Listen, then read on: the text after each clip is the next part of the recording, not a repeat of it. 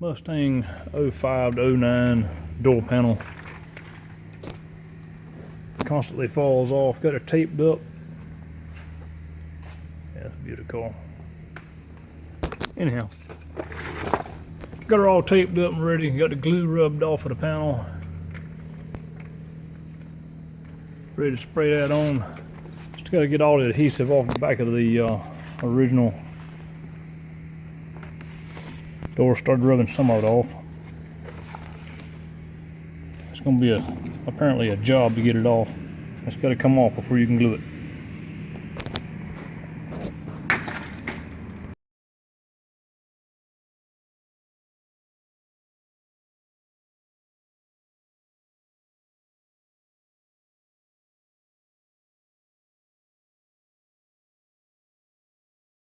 Alcohol and Scotch-Brite. I don't know if household like you buy at the grocery store would work or not. Probably would. There's a lot of water in it. This isopropyl is 99% pure. Breaks the glue up, and the Scotch-Brite pad gives it a place to stick to, and just rub it right off or grind it off. Throw the Scotch-Brite tape the thing away. Let's see.